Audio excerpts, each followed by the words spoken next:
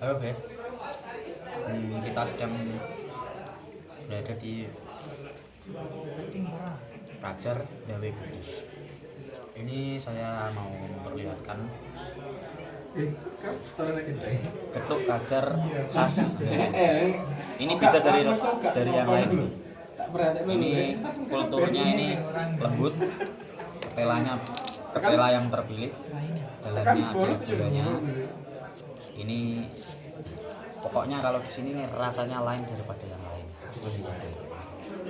Saya merekomendasikan buat kalian yang mau wisata kuliner tradisional kultur bisa datang ke sini langsung di Kajar Dawe Kudus untuk mencicipi getuk khas Kudus lain daripada daerah lain. Oke, Wes, dadah.